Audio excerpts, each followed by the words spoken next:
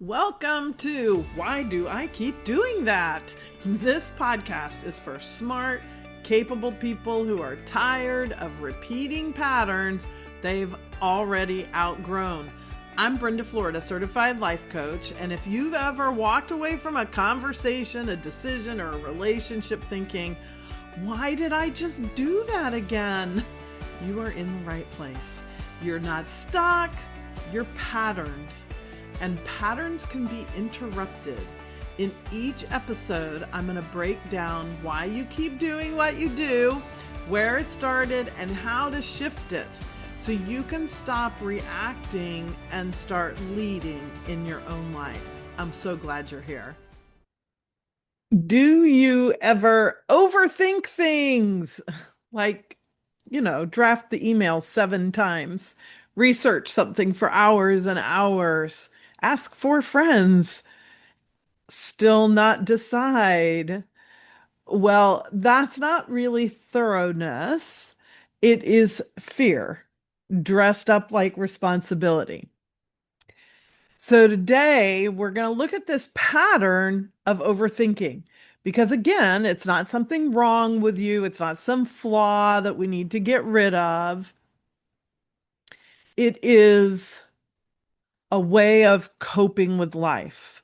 It's a way of trying to eliminate risk, eliminate shame, eliminate embarrassment, eliminate regret.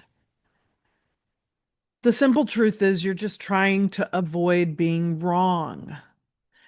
And all of that came from a pattern that started for you probably when you were really little. And if you just give yourself a minute right now, and you can even pause this podcast if you want for a second and think about when was the first time you remember needing to overthink. Like, of course, the memory will be something like something that goes wrong that you come out of it thinking, oh, I should have thought through that harder. I should have looked at it from more angles. I should have been more careful, something like that. And it may have been when you were really young. And so you weren't having those kinds of adult conversations in your head.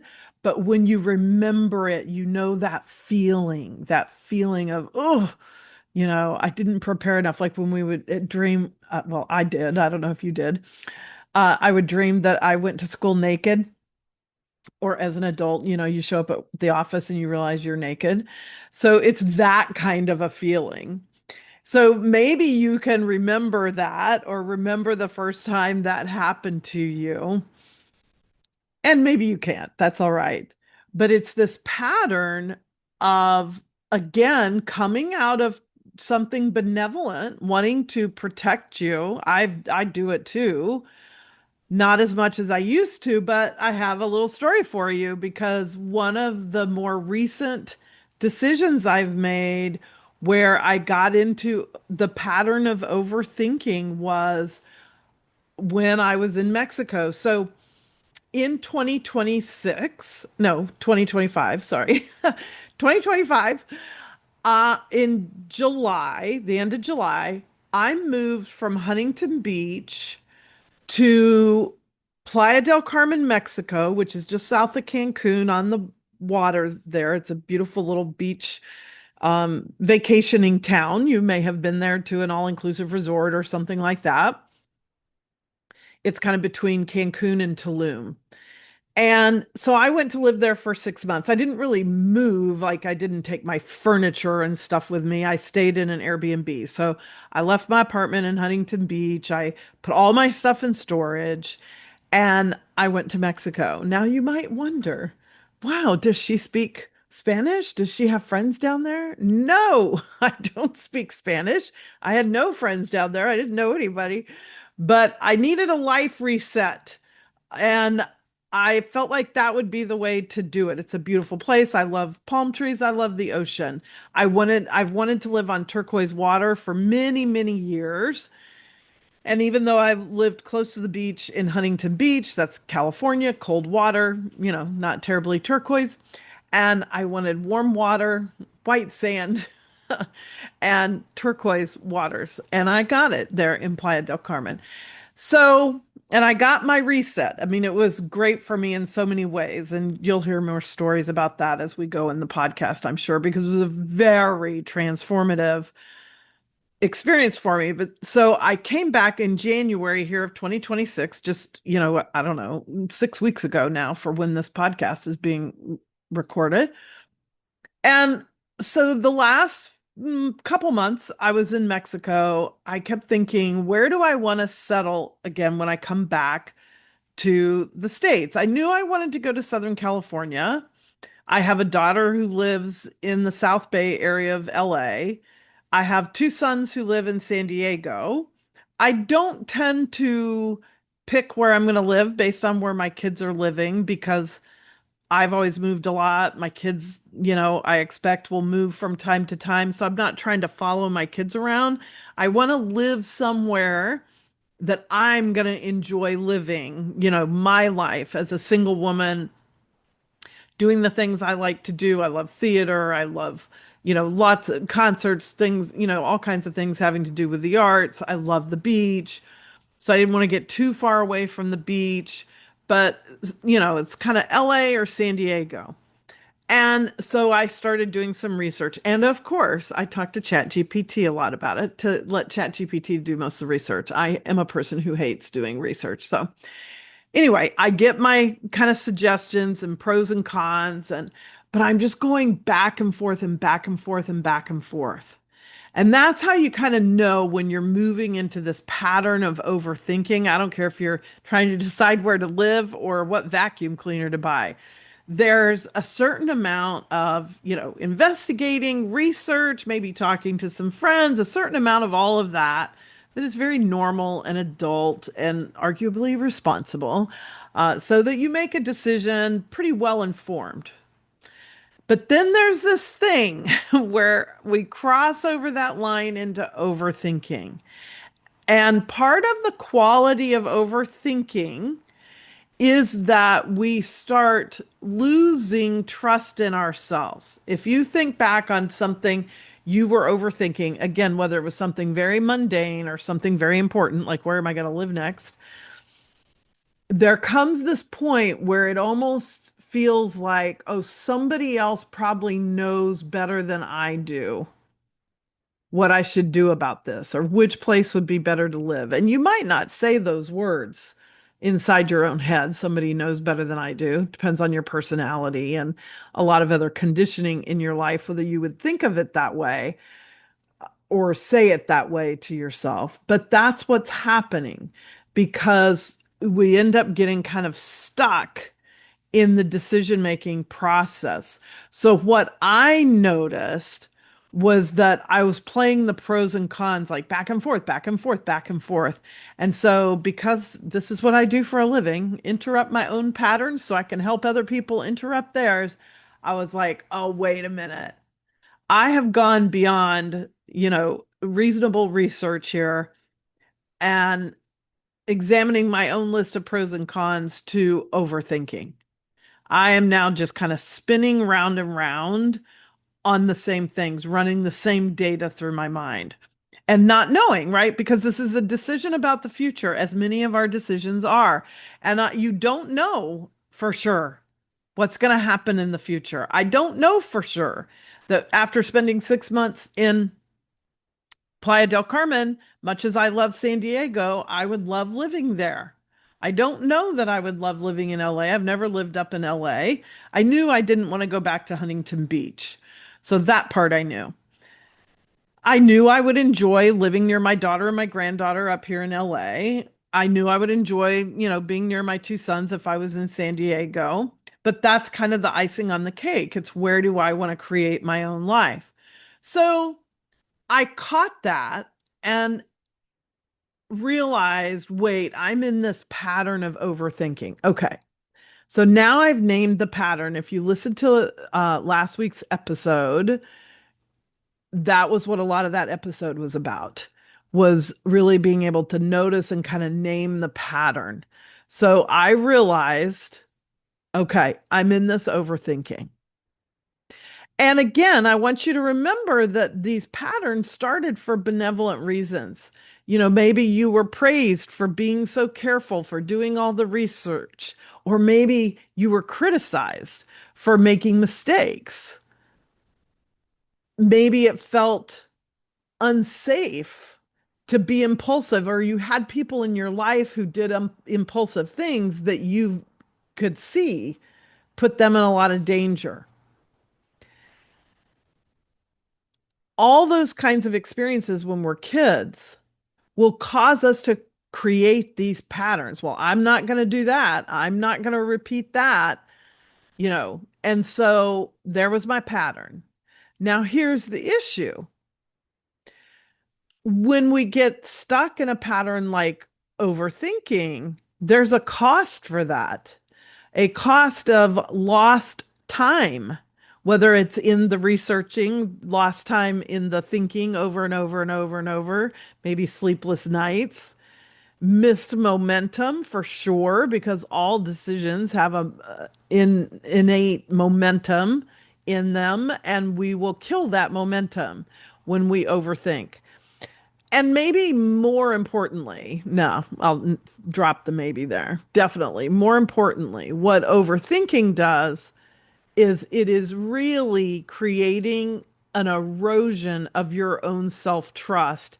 And it's the beginning of outsourcing your own authority. So at the end of the day, overthinking boils down to a self-trust problem. So I want you to really let that sink in for a minute. It may or may not be how you think of it, but I want you to think of this last thing that you brought to your mind, that you were overthinking, and ask yourself that. Was it really that I quit trusting myself to know the best thing to do? Part of the myth that supports overthinking is the idea that there's one right answer, that there's only right and wrong. And so you've got to be sure you get the right answer. And in truth, there's no such thing. There are things that can be better, turn out better or worse, but there's no way to know before we make a decision what's right or wrong. And those absolutes of right and wrong are sort of an illusion anyway. I think it was Kahil Gibran, could have been Rumi, one of those really smart folks from a long time ago, who said, out beyond the ideas of right and wrong is a field, and I will meet you there. So I love that. So back to my story. So I'm trying to decide where to move. I realize I'm in my pattern. So I put my pros and cons list away. Now, this was how I interrupted it. And again, I've had a lot of experience doing this. Don't be hard on yourself about it, because being able to just realize you're in a pattern and the way that will start to shift how you're thinking is huge in and of itself. It is sort of the beginning, but it's still huge. And you can't expect yourself to be able to interrupt your own patterns, especially if this is a new concept for you. Again, I am a trained professional, and sometimes it's hard for me, and I need to go to one of my coaches to have them help me.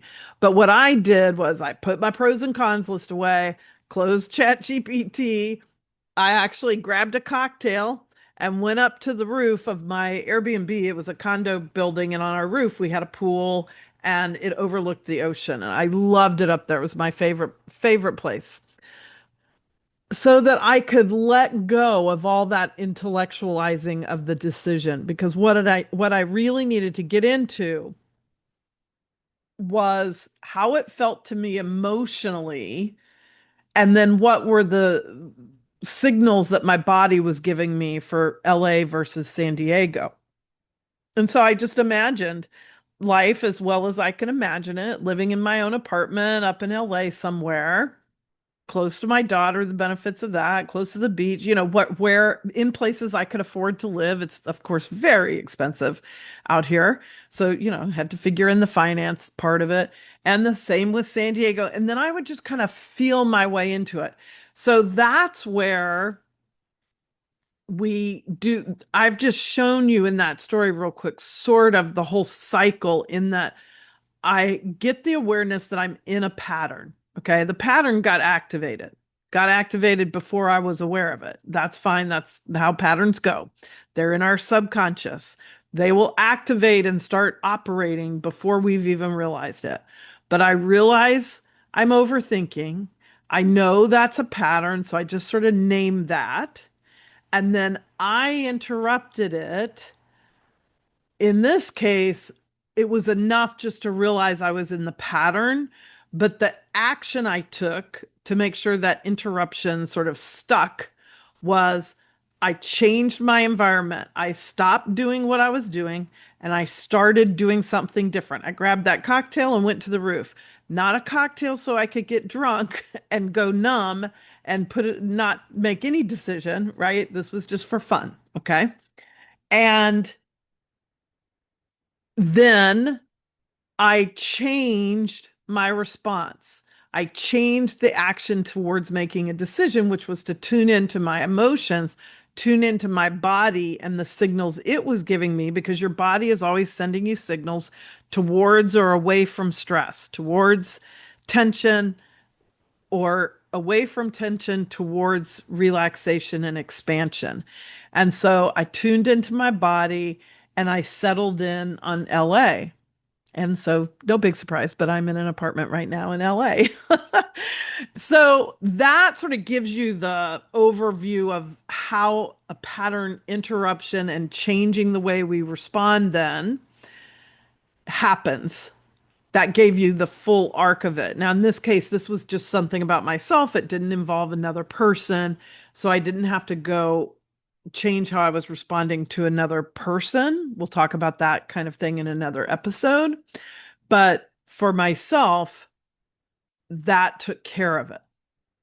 So I want you to pay attention this week. And I want you to notice when you're overthinking, or maybe it shows up like second guessing, might be the way you identify it, which just makes you keep thinking about it, right? That creates the overthinking. And just pause, because that is the doorway. It may be frustrating because you feel stuck there, or it's like, oh my God, this again. But that's okay, because now you have a new perspective. And when you're feeling stuck, you know now, oh, wait a minute, this is probably a pattern. What's the pattern? Can I name it? At least knowing it's a pattern, even if you can't name it, is better than nothing, right? Naming it just gives you more power. Oh, I'm overthinking versus, say, avoiding. Not that overthinking can't be a way to avoid, but some people will shut down and not be thinking about it because they're avoiding it. Okay. Then avoidance is the pattern.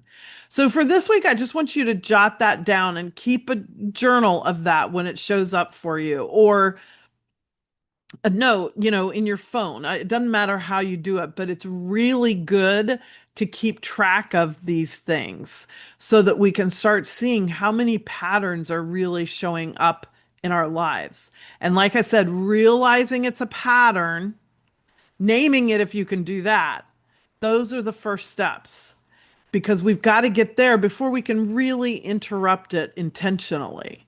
And you can't move through this too fast. Again, I tell these stories about my own life, or if I'm talking about a client. I mean, I've been doing this and working with this for 15 years, really longer than that. But and I'm trained in this. This is my job. This is what I do for a living, is help people with this. And so it's going to be a lot easier for me, 15 years and professionally trained, to catch the pattern, interrupt it, and change the way I'm behaving than you can expect out of yourself. Like, that's just not fair. There's no self-love and self-compassion in there. And so the same way, you wouldn't expect yourself, if you haven't been doing any exercise, not only do you not expect yourself to be able to go run a marathon, but you don't expect yourself to be able to run a marathon and win the damn thing, right? because the people winning are people who have been doing it over and over and over and over. Okay. So you want to, in our mental health, we have to kind of apply these same strategies for our mindset to keep out the inner critic that we would do if we were doing something physical. So I want to end with this. Just remember, there's nothing wrong with you. You have a pattern. That pattern started for a benevolent reason. And even though now it isn't so benevolent or it isn't serving you, that's okay because it can be interrupted. And then we can start to choose a new way to show up. If something in this episode rang true, that matters. Awareness is powerful, but interruption is what creates change. So remember, you're not stuck. There's nothing wrong with you. You're patterned. If you're ready to interrupt that pattern, then book a way out session. We'll identify it clearly, interrupt it directly, and build a new response for you. The link is in the show notes. And if this episode helped you see something differently, send it to somebody who needs it. That's how we grow. I also love to give a shout out to listeners who leave reviews and share an episode because I love recognizing the people who are actually doing the work. I will see you in the next episode.